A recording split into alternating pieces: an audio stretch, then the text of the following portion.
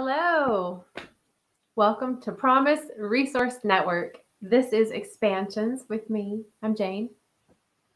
And this is the spiritual dimension of wellness. I love this one, you all. So I'll give everyone a moment to tune in and connect. Looks like I'm about to have a pillow fight. I'm not. It would be a really lame pillow fight though, because it would just be me with myself. And then at that point, I'm just the girl hitting herself with a pillow. I know, that would be weird. I'm not going to do it. Hopefully you're not disappointed that I'm not going to have a pillow fight with myself. So, it's Tuesday night. If you're catching this live, if you're catching it on the replay, welcome to whatever now you are in. But if you're in this now, this right now, it's Tuesday. It's a beautiful now to be in because we're alive. So it doesn't really matter what the weather's doing. It doesn't really matter what I'm feeling, what I'm thinking, what I'm experiencing. The fact of the matter is I'm alive, which is what I kind of want to talk about and dive into and expand. So I'm really excited about this one. I want to say hey to the peeps that are saying hey because the chat is working and I can see it and I'm excited. Yes. I want to say hey to Charles with the hand emojis and oh, hey, Lauren. How are you? And good evening, Mother, with the heart emojis and the sunshine. I love that. I decided to wear this yellow today and talk about feeling bright. Wah! The end. So, y'all, we have like big stuff happening this week. We just went into Pisces season. So, for those of you that are my mother, it's your sign. We just went into Pisces season. We have a full moon on Thursday, which also happens to align with the beginning of Purim, which begins at sundown this Thursday. Some of you may not have any idea what Purim is. That's all good because it's something that we're going to talk about. So you don't have to be a celebrant of Purim to talk about it. And I may even be mispronouncing it because I do that sometimes. So hopefully you all hold me with grace. I want to say hey to Marv. How are you, my dear friend? I'm happy you're here. And Roberta's in the house. Roberta's in the house at 6. What? Get it, Roberta. Yes, I'm happy you're here. I'm going to light my sage so I can get in the mood for this spiritual dimension of wellness. Wow. I say things sometimes and then I realize how they sound maybe to others. I'm okay with that. But also, no, I do hear myself. Man, if you all have any sage where you are, or some incense, or like some Palo Santo, if it's around you on Tuesday nights before you sit with me and with us, I highly encourage just burning a little bit and just set the stage. It is so nice for me. I remember back before BC, before COVID, and we had the Promise Resource Network Hub. And before many or most all of my offerings, I would light Palo Santo. And there would be some people that would be like, again? I'd be like, yeah, again. But more often than not, everyone was like, we're here. It was just this aromatherapeutic experience that kind of brings us all in. So if you have anything that you want to light like that, or if you have some aromatherapy, lavender, if you want to smell it, a nice hand lotion, the smell of a candle, if you just want to take a deep breath outside before we drop in on Tuesdays, I highly encourage it. So while we are tuning in, I'm going to give us a little ding dong. Oh, Marv. Well, that's why I love you.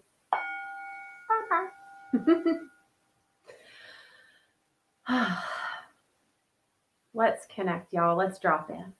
Take a deep, big, fat breath in. And let it go.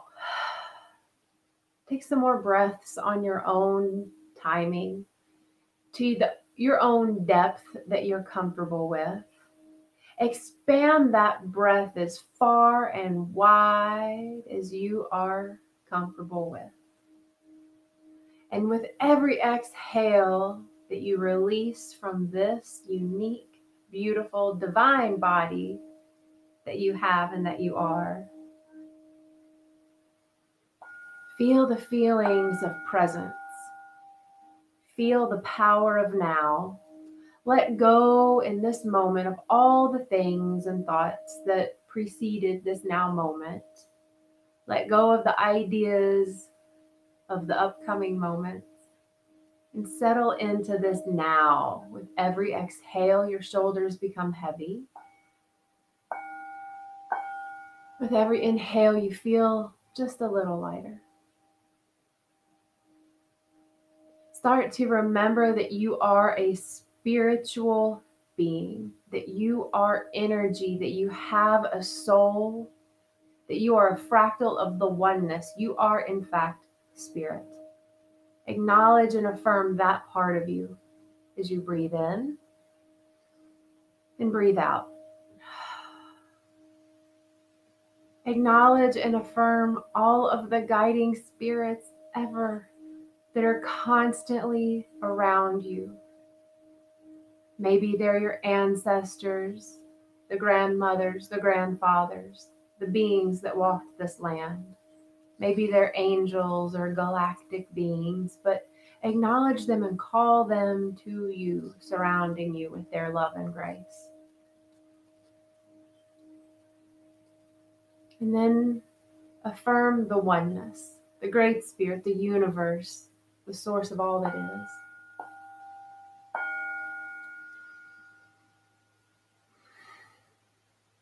And be here now. It's a gift. It's a gift. You may not feel like it all the time, but it's a gift, y'all, I think. Want to say hey to Sarah Catherine. Good evening. BC, Charles says, is before COVID. BC is something entirely different and better. You know, it's interesting because the term BC, when used in timelines, is before Christ, which is assuming that Christianity is the norm. It's like saying that white is the norm and that straight is the norm. It's an extremely limiting perspective when we talk about timelines. Interesting, huh? I don't like the term BC when it comes to actually talking about timelines, because I think it leaves out a whole group of humans that don't necessarily believe in the Christ, or don't pray to that, or have a different timeline, a different calendar. You know, you look at Ethiopia, they have a totally different calendar than the Gregorian one that we go by. So BC to them, they're like, what are you talking about? Like, right? Anyway, normatives. They only create bias. Isn't that interesting? Little tidbits and facts. I learned by Marcy Braverman Goldstein what she uses something else, and if you know the other term that is used in lieu of BC, would you share that with me? Because I don't remember. I have it in some notes somewhere. I know Sarah Catherine actually has this. Oh, I want to say hey to Lila. I didn't see that you're on here. Hey, girl. Hey, I'm happy you're here. Welcome to Pisces season, y'all. It's all watery. It's all fluid. It's all shifting all over the place. So, zoom in this one. So, here's a question. Do you all know what Purim is? Like, do you all celebrate this? Have y'all really heard of this? This is the first time that I've really just gone into it. It's not, it's traditionally a Jewish holiday. I'm not Jewish. I don't really claim to be anything.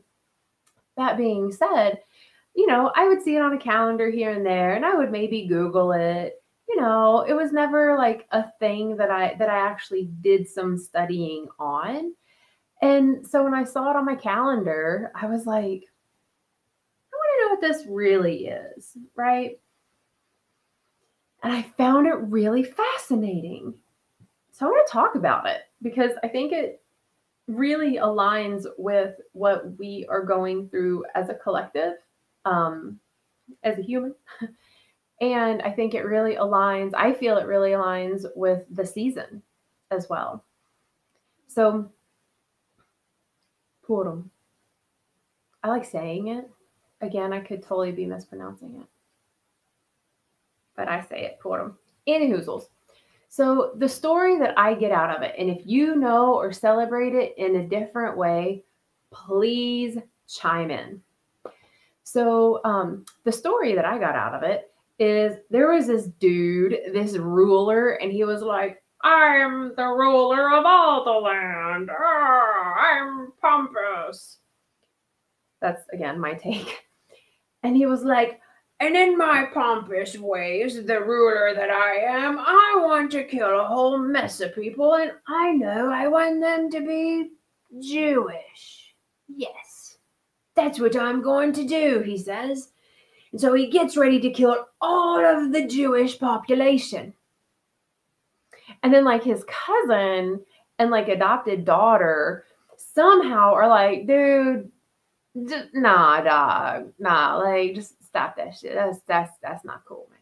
Nah, bro, nah. And so he was like, you know what? Fine. Again, this is totally my take on this. So all the Jewish people were like, yes, hell yeah, we get to live another day because we were all gonna die. Like, homie was getting ready to like Holocaust style all of us. And he's not doing it. Like, they were so elated. They're like, okay, we got to celebrate this, right? So this is where Purim came from. They're literally, it's a celebration of not just life, more so it's the deliverance from death. They were like on the proverbial chopping block as a race of beings to be annihilated by one pompous white dude. I'm guessing he's white. I don't know, but that just seems to be the case in most of history. Could be wrong. That was me. Anywho. But they're like, we are like, they're celebrating this, right?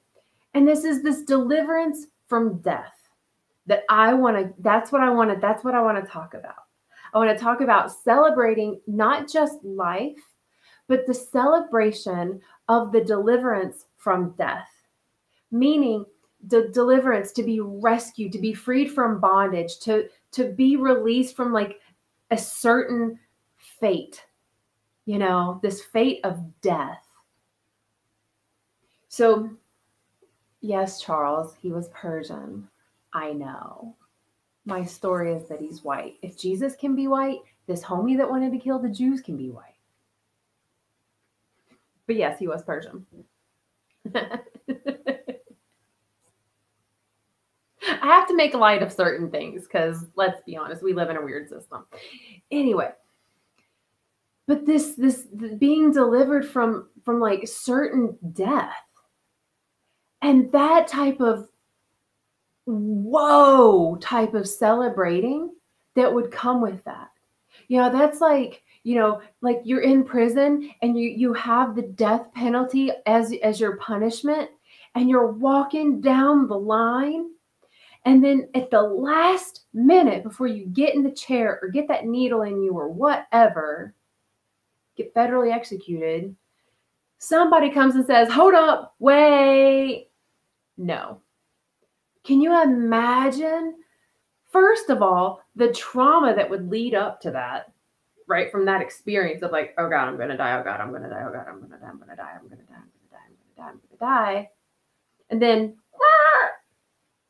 180. No, you're not. Not only are you not going to die, but you're going to live like score, right? that celebration is what Purim is. So traditionally, they have feasts, they celebrate, the men are encouraged to drink alcohol, wine, or whatever. They wear costumes, they have masks on.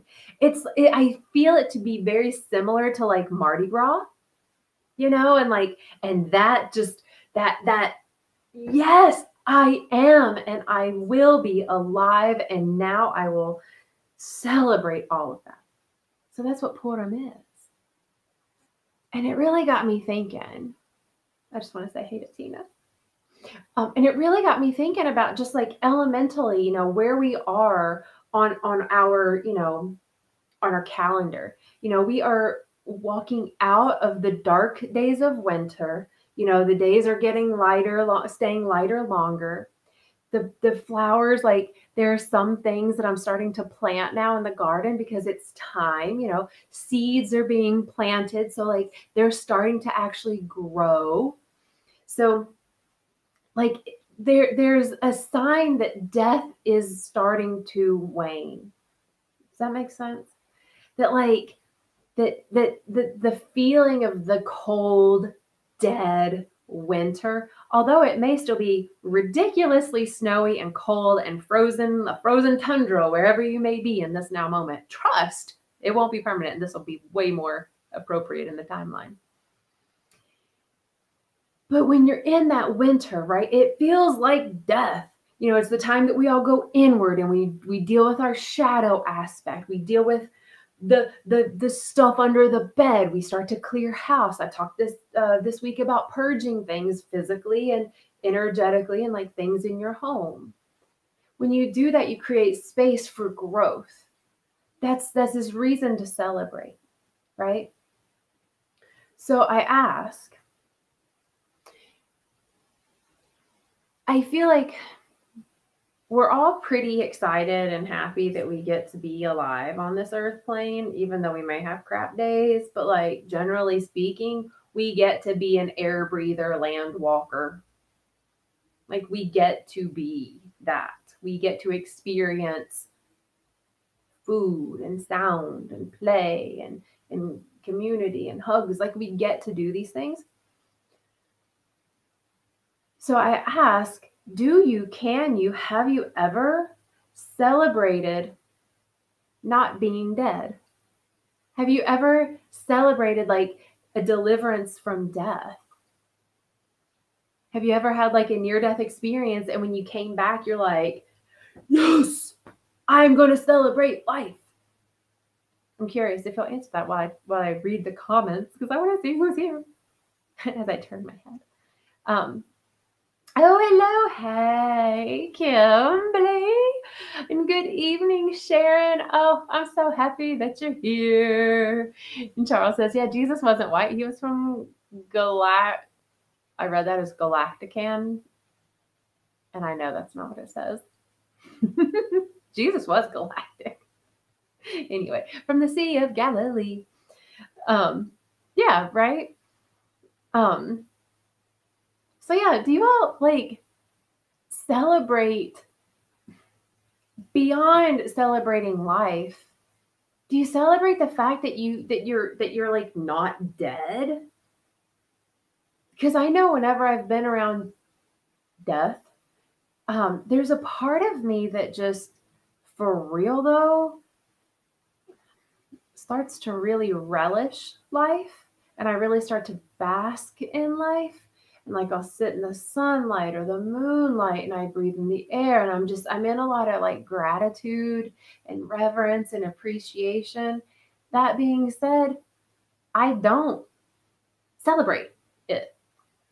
Like I don't, I'm not like, let's have a life celebration, I mean, if you think about it, shit, when you're a human and you die, that's when people have the memorial for you. People don't get memorialized while they're still here, even though that would be a really great experience, I think. In my thought. Anyway. So yeah, my question. Do you actually celebrate not being dead? I don't think we do. Like, as a whole, as a society, I don't think many humans celebrate like what's it's almost like I keep thinking like by the skin of your teeth, you know? Okay, so check this out, y'all. And I want to read what you're saying, Kim and Lauren. So check this out. I was almost in a really bad car accident today. What? Like for real.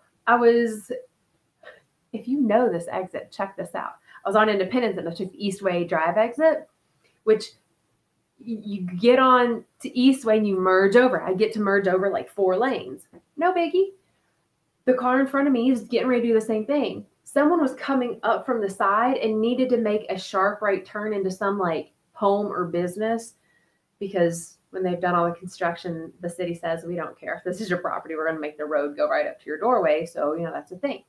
So as we are like accelerating to get onto this road, a vehicle cuts right in front of us to make a turn. So now the vehicle in front of me is like slamming on their brakes.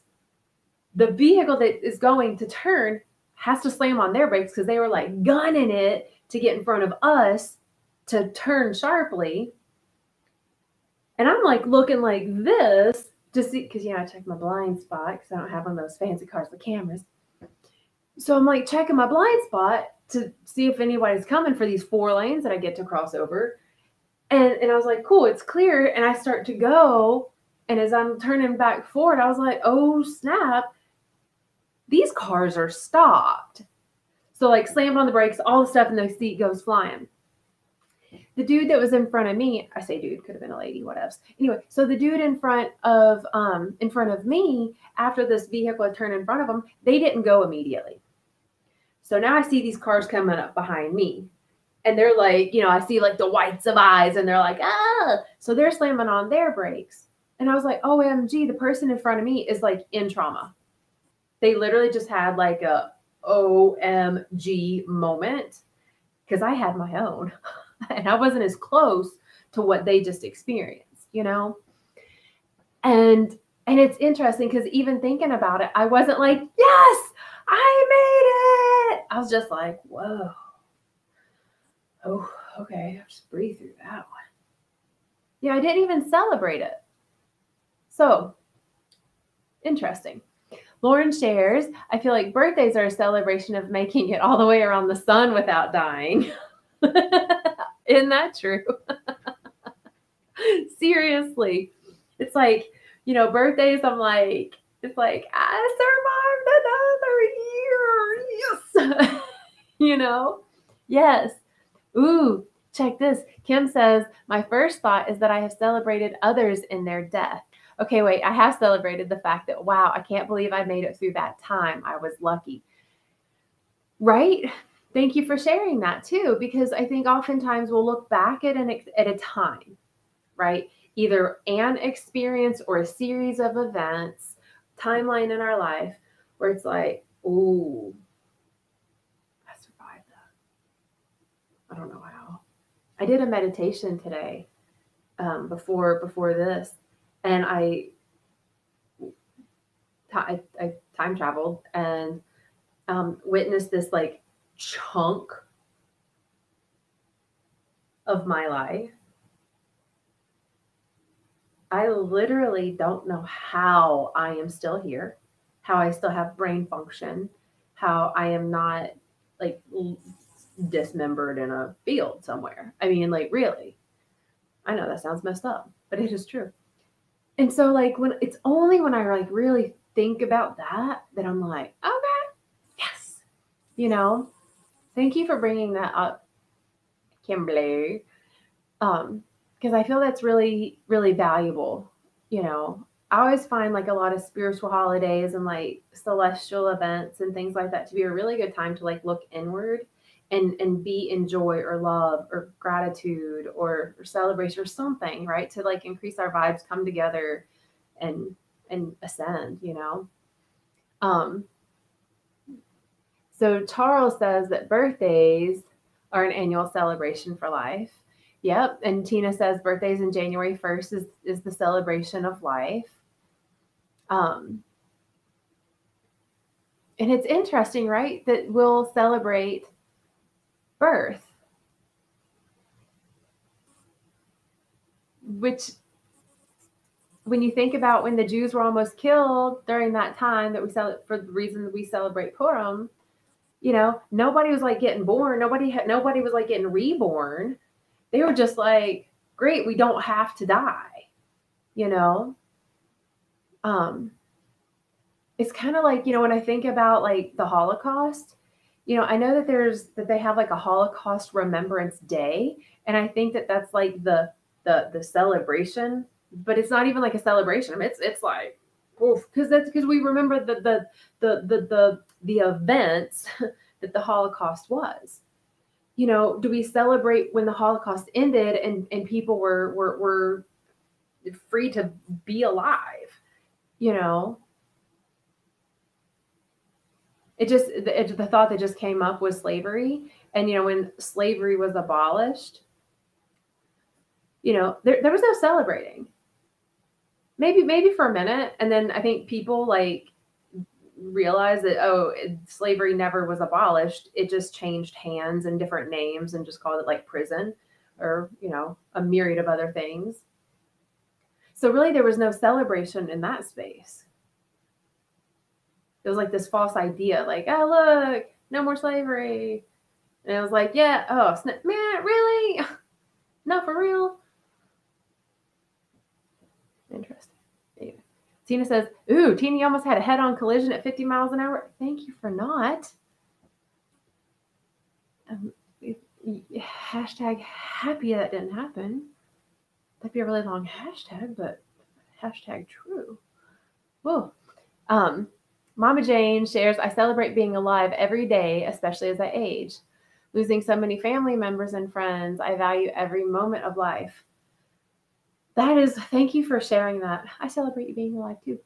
That right there, I think that when we are around death, we experience death around us, we can take it as like, we could see it and feel it as like, oh God, there's so much loss around me. There's a lot of loss. We can go into like gratitude for presence, which is it feels like a very still, like a very grounding, still emotion. And then we could actually celebrate, like, I get to be alive. Like my next door neighbor just transitioned. I get to be here. Like I want to celebrate that and feast and dance and sing with the other neighbors that are also here with me on this earth plane.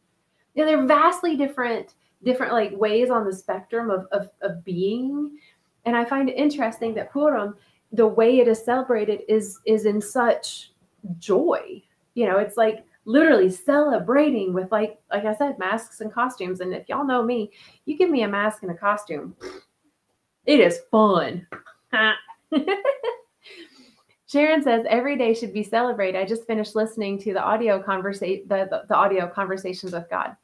It certainly gave a more positive version of our existence. Now I want the printed book. In the dialogue, it was stated that we do not die but transform. Right?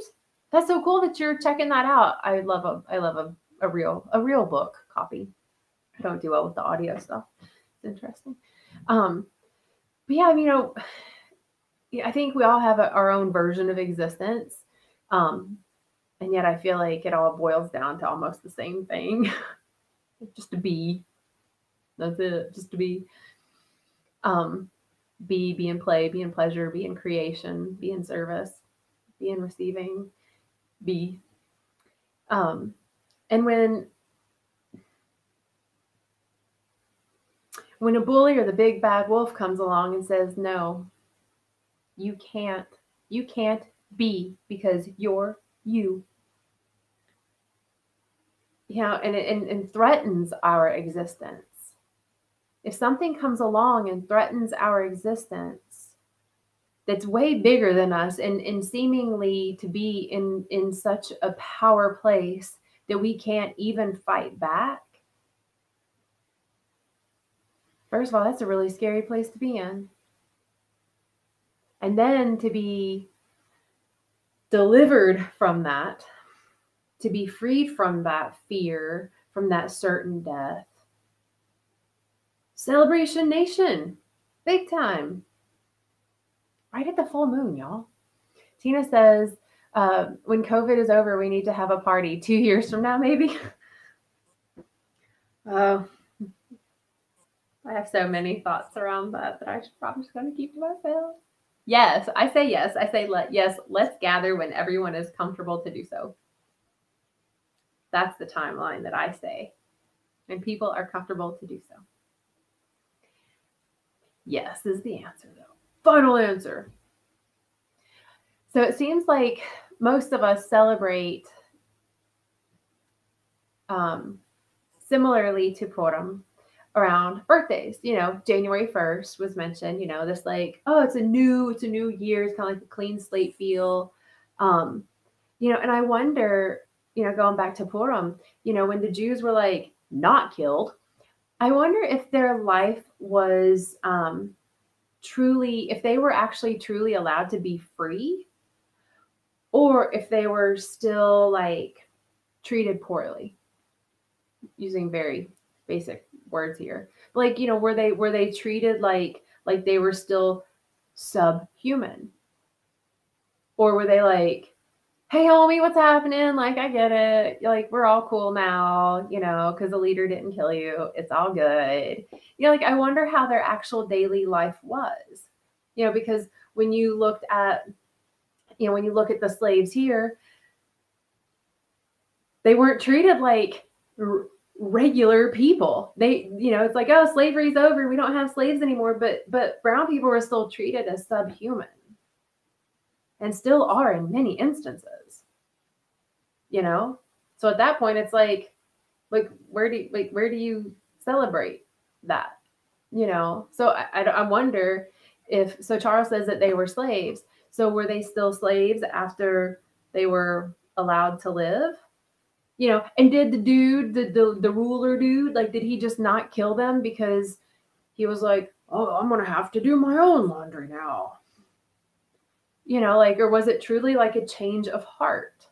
I mean, I don't know. In fact, the book that the story of Purim is in is the book of Esther, which I have not read. And when I was researching the book of Esther, in many perspectives, that book is viewed to be fictional. I find that interesting. That like they hold all these other books in the Bible as truths. And then this book of Esther is like, I mean, that one may not be real. That one's make believe. I don't know. I didn't write them. I haven't read any of them. But I'm just putting this out there for like food for thought. I love this feedback. So like, tell me your all thoughts and like ideas around this. Celebrating being delivered from death. Like, Tina says that January 1st, not celebrating for the new year. Rather, it's her celebration for coming out of the darkness, surviving myself and the demons that caused me to almost take my own life. That is a celebration, being delivered from death. Thank you for sharing that. One, thank you for not taking your own life, because your presence here keeps a smile on my face and you crack me up, sister. So yay. Super grateful. Selfishly, I'm okay with that. Charles says, I think that was one of the times that they were released and told to leave Persia. Oh, I could see that happening too, right? It's kind of like the story that if you've ever read the Bhagavad Gita, Arjuna is getting ready to fight this war because like his family, like there was like a divide in the town, in the city, in the land, and all these people were like told that they had to leave. Like, you are abolished from this land. There was nowhere to go. Literally, it was like the border between land and sea was there. They had nowhere to go. So Arjuna's like, I don't want to kill these homies because they're my family, but it's either I got to kill or be killed and die anyway. And so the story of like is like his whole like, I don't want to kill people, but I got to do a thing anyway. So it's kind of like, some people that live in places. It makes me think of like when slavery was a thing here in the United States, and it's like, okay, you slaves are free. They had nowhere to go. They were still treated as subhuman. They were still treated poorly. They were still, hunted. So at that point, what is freedom? At that point, are you really being delivered from death? Or are you just now in a weird like manhunt game that you didn't sign up for? Thanks for sharing that. Back to what Tina said, thinking about this, y'all, because Kimberly mentioned it earlier and Tina's talking about it too, and I want to shine a light on it.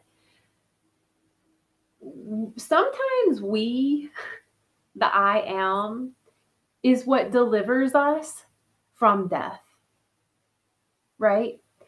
Sometimes when I choose to live, I am delivering myself from assured death that I would have caused me. When I decided that I didn't need to do drugs all day, every day, and drink like it was my job, I didn't realize at that time that I was delivering myself from death. And when I can look back on that, like, oh snap, like I freed myself. I freed my own mental demons. Like Tina said, I freed myself from that mental and emotional darkness that I was just in. And I don't celebrate that nearly enough. Like, I don't truly celebrate it. Like, it's rare that I even acknowledge that. Like, do you acknowledge like how you have saved you, how you have delivered you from so many times that you could have died, that you made it through, that you made it to the light, that you found yourself, or you persevered. Like, do you actually acknowledge it, and do you actually celebrate it? Curious. I realized like in this conversation that like I don't. Not for real. I'm glad that Purim is here to like, not just for the Jews and what they experienced in this story, but like also for each of us, like we're leaving this winter time, and then here's a question. Okay, so and you answer whatever y'all want. I just like it when you chime in, for real. Thinking about deliverance from death and leaving the winter to the spring, when we are in a position, right? Like the story of the Jews around Purim, right? Or the stories of slavery here in the US. Oh, I have to sneeze. Oh my God. I just did the inhale and I didn't sneeze. My nose is tingling. Cool.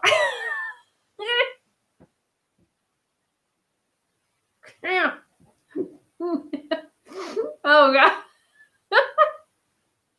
Anyway. Y'all, that was lame. That was so lame. Good. Anyway. It's kind of like, I'm going to sum this up. I have a crepe myrtle in my front yard. I know it sounds like a conversation with Flash. I'm actually making it more concise. So every year as the crepe myrtle kind of starts to grow and does her thing, the outer bark of all of her trunk bits like get a little tight and they all fall off. It's like a snake shedding its skin, right? That's a part of them that is dying, right? They are delivering themselves from death, because if they had held on to that, if the snake holds on to its old skin, it's going to die, right? It's going to be like, oh, suffocating. Oh, I can't breathe. Oh, melting. Right? Not really melting, but dying. If the crepe myrtle didn't let that outer bark fall off, it wouldn't be able to grow. So when we have our own deliverance from death, I think so oftentimes, instead of celebrating the life that we now live, we look at what we released. We look at what we left behind and we mourn for that. Not saying that's good or bad. I'm saying this idea of Purim celebrating is a whole other like perspective. It's a whole other direction to look. You know, I'm sure the crepe myrtle could look at the bark and be like, oh my God, that's my skin. It's so pretty. It's such a pretty color. Now I have this new shiny skin that's not sensitive. In my head, the crepe myrtle celebrating, like, now I can pop all these flowers out everywhere. That's what I see. I want to read what you all are sharing. Tina says, I spend more time living life basking in the sun and joy rather than thinking about the dark, thinking of the dark. Yes. Yeah. To me, that is like a very celebratory way of being. Thank you for sharing that. And thank you for doing that. Lauren says, I think that during Samhain, I never pronounced that one right. Very aware. Samhain. Anyway, I do celebrate the lives of those who have gone on before me and try to honor them. I guess that's my way of celebrating death and being able to be alive and honor death. Yeah. And then, okay, so here's a question, Lauren. In the celebrating of the ancestors that have died before us, are you also celebrating your life? In my meditation today, I called on, actually, I meditated twice today. So even this morning, I called on the ancestors a lot and like got their medicine and messages and downloads and ideas and all these things. And now that I think about it, the byproduct, it wasn't intentional, but the byproduct was I lived a more joyful day today after that morning meditation and calling on the ancestors and thanking them for like having been here and have done and doing their work, you know? So it's like I was paying homage to like the ancestors, like, thank you. And thanks for taking one for the team and dying, right? And then I want to like incorporate me being able to celebrate the life that is here now on this earth through me and in other ways. Kimberly shares, I have recognized that the older me's that left that unhealthy relationship, that ended an addictive habit, and that learned she never loved herself.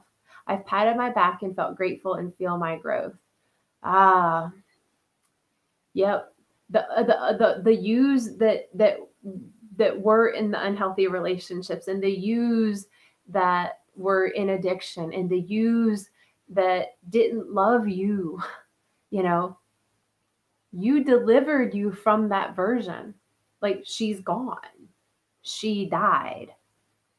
The she that's still here deserves to be celebrated. Like I'm here. I get to be here, you know? Oh, thank you for sharing that. Lauren shares, I have not celebrated my own life during Samhain, but that would be a beautiful addition into my practice.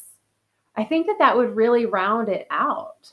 I mean, and from my perspective, you know, I was with someone who transitioned a couple years ago, and her grandchildren were there. So it was like she transitioned, and that evening we all were back at her house, and we knew that she was transitioning. It wasn't a traumatic, like, oh, didn't know that was going to happen. And either way, it still sucks. Anyway, so she transitioned. We're back at the house and the granddaughters are there. And at the time, I think they were like 8, 9, and 10, something like that.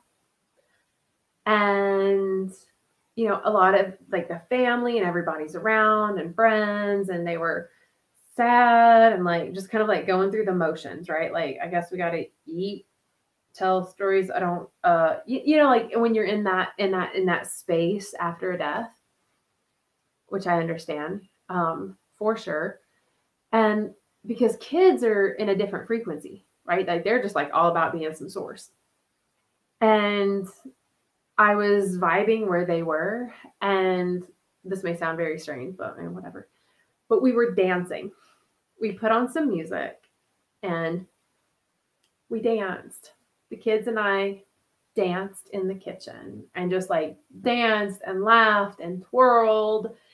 And it was almost like now that I'm thinking about it, like there was this feeling of celebrating this life that we still get to live on this earth. while their grandmother was no longer here, you know? So it's like celebrating the life that is here. Oh, hey Tara, nice. You said it's not strange. Okay, good, thanks. I know some people think it is. I'm not gonna lie. But people, we all have different thoughts. So thank you for that reflection. All that to say. Yeah, like I want to be really intentional, and after thinking about Purim and the fact that it is celebrating a deliverance from death, we've all been there. We've all had a really bad or an almost bad car accident. We've almost died. Some of us have died and have come back to life. Some of us almost killed ourselves and failed, or just couldn't find that weapon in time. Many of us were killing ourselves slowly over years and years and years and years. And to celebrate that we are being delivered from death in this now moment, if you so welcome it.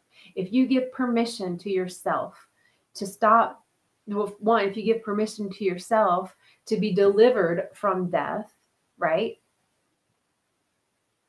And give permission to that bully that you are, because, I say oftentimes that we're all one. And if one is suffering, we're all suffering. So not only am I the one that's like surviving, right? Like, I survived. There's also a part of me that died.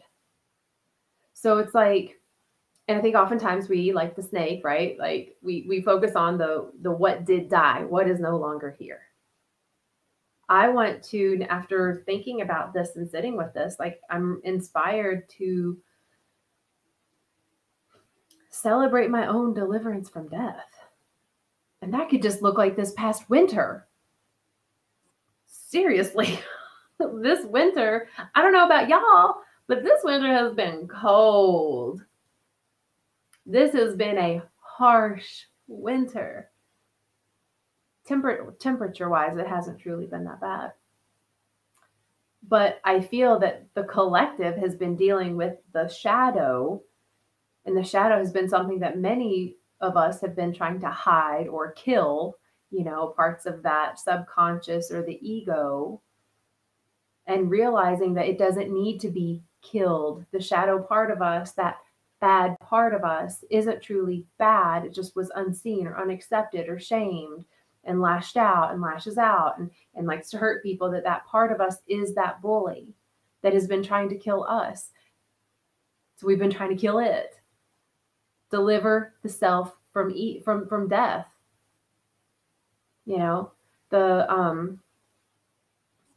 I was singing mantras earlier, and I was singing Asatoma, which I've shared on here before, but it's Asatoma Sakamaya Tamasoma Jyotirgamaya Mrityorma Amritam Gamaya, and it ends with Om Shanti Shanti Shanti. And it's Sanskrit, and it translates to lead us from the darkness to the light, lead us from what? Really? Brain fart? I started to read what Marv said. Damn it.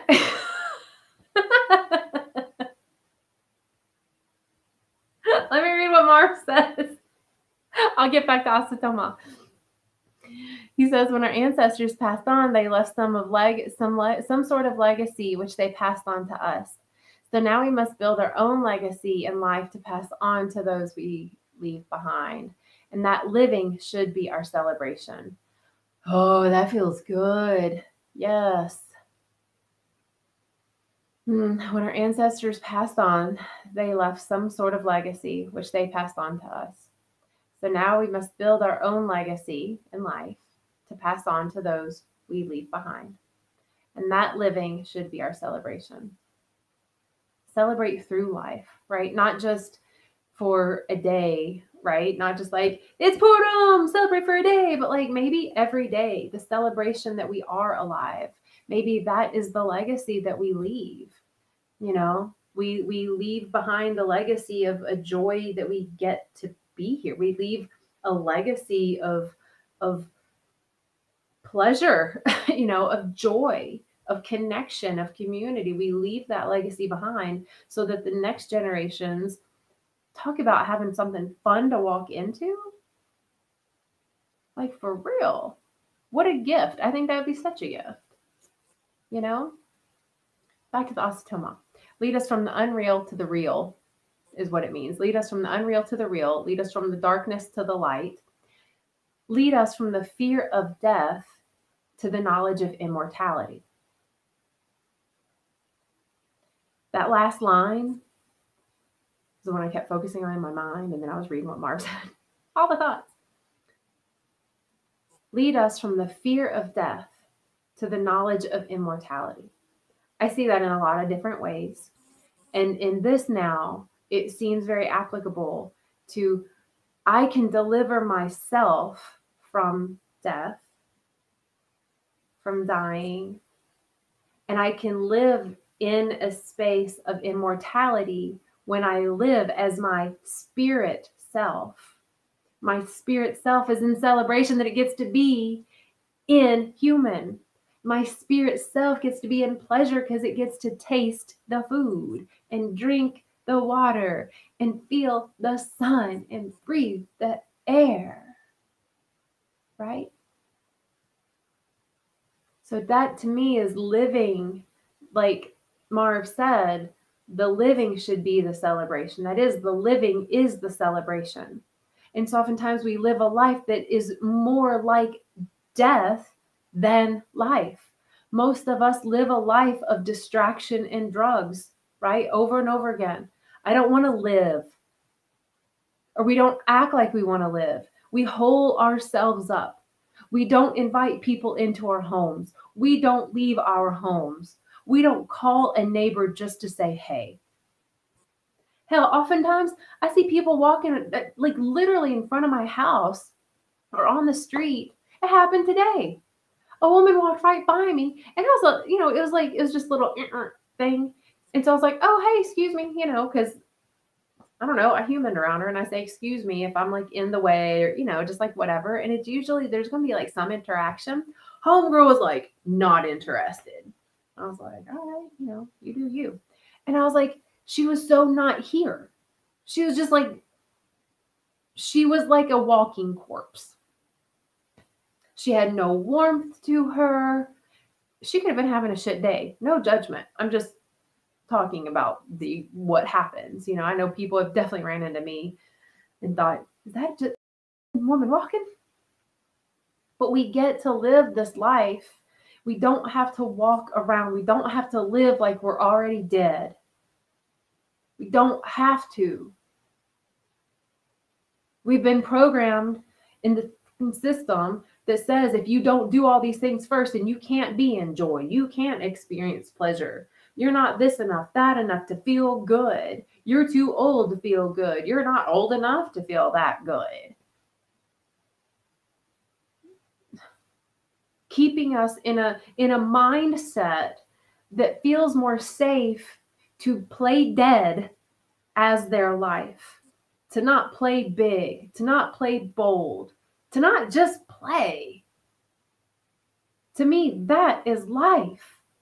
Living it, taking every moment that we can consciously remember that now is here, now is happening, and now is the only thing that is here and real and happening, and taking each of those moments and stretching it out like taffy and wearing it like a cloak of armor in joy or in play or in bliss or just in peace. Because, if we're walking around grumbly, disconnected, not having our root chakra remotely activated and online, we're living a dead life. And I don't know about y'all, but I lived a dead life for many years and I tried everything I can to feel more alive. And as soon as I would feel more alive, I would numb myself out again. Because I didn't know how to feel alive. And it wasn't until I was delivered from death, right, that I was like, whoa, I get to be alive. You know, Mark says there's a song that says, it is not if they remember us, but how they remember us. That's a true statement. Yes. Yes. Tina shares, some people do not know how to live. We get on the hamster wheel and run to nowhere. Remember to live before you die. Yep. Mark says, what we remembered for this, what we are remembered for is the legacy we will leave. So make our lives memorable by living. You know, it's kind of like you have two people. Okay. You have the one person that did the same thing every day. They had the same breakfast every day. They had the same lunch every day, same dinner every day. They went to the same store, said the same thing. They think like kind of like Stepford Wives. Like there's just it's the same thing. It's a formula that like no other variables get added in. You know, they vacation at the same place all the time. They eat at the same restaurant all the time. They say the same prayer so much that they don't even know what it means, right? They haven't had a belly laugh ever. They've never laughed until they cried. They never hurt so bad that they fell to their knees, because that's part of life too. They didn't adventure. They didn't experience. They didn't try anything new. They didn't meet new people. They didn't step outside of their box, right? Their physical box or their mental box. So you got that person, right? And then you have this other person. They're the person that says hey to everybody, that goes out and tries new things, that says, yes, I'm going to try that. Okay, I've never done that before and I don't know how it'll be, but I'll give it a whirl. The person that goes to a new restaurant, that tries a new language, that opens a new book, that looks at parts of themselves in a way of curiosity and exploration and desire to be bigger, brighter, better, bolder. The person that decided to try their hand at painting and try their hand at writing and try their hand at this and that and the other and try to have their own business or 2 or 5 or 10. That, you know, maybe went in a million relationships, but learned so much and had so many adventures from all of them, right? So you have these two people, and they're going to sit and tell you the story of their life. Which one do you think would be more interesting? Which one do you think would evoke more emotions and spark your own internal inspiration and light? The one that says that their story was this and this, and like, that was it. And then you're like, but what else did you do? And they go, nothing. Well, where else did you go? And they go, well, nowhere. Where else did you work? Nowhere. I've only done the same thing. And then the other person, you're like, where else did you go? And they're like, oh, well, then there was this one time. Oh, and then I tried that. I learned this. I can share this. You want to taste this food. You want to dance this dance. You want to sing this song. Because they've lived this rich life. That is what they leave behind, are these stories, their memories. To tell us, whoever they're telling, that it's okay and it's safe. And that then although they may die, they have delivered us from death by sharing their life experience. Deliverance from death. I think it is truly something to be acknowledged and celebrated. Tina says, some people think that living is what the program says. Yeah. Family best, yeah, right. Family, the best car, the best house, etc. You should watch the Joneses. Yep, that is the program. You know, the system, the matrix, the beliefs that are encoded in our brain through media via propaganda. Yup. And when we live like the Joneses, we don't live our life, we live someone else's life. At that point, I died because I'm living the Joneses' life. If your last name is Jones, still love you, you know what I mean? Right? If I don't live Jane Ritz's life, and if I live Tina's life, Tina may have a great life. Jane doesn't get to live. I choose to live. May that be the mantra. You know, when we celebrate the deliverance from death, maybe the mantra to remind ourselves to celebrate is I choose to live. Make it a choice. Celebrate the choice. Celebrate that you have a choice. That's my 2 cents. And I'm glad and grateful. Glad. That was weird. I'm really glad and grateful that you all shared your 2 senses, all of them. I have thoroughly enjoyed hanging out and hearing what you all, or reading what you all had to say and share. Made this so much more fun and interesting. So this Thursday, you can celebrate the full moon, have a little ceremony for yourself, release what you don't want, put some intentions out there if you like. But man, celebrate you. Celebrate the fact that we are all being delivered from death on some plane of existence, on some level, and celebrate the life that you are, that you have, and that you are here to experience and share with the world. It makes life way more fun. So thank you so much for tuning in. Keep taking care of yourself and each other, and tune in tomorrow night at 5 for Love Talks with Michael and me. We're going to talk about how he and I talk about death. Because that's sexy. Anyway, I love you all so much, and I'll see you on tomorrow. Bye, y'all.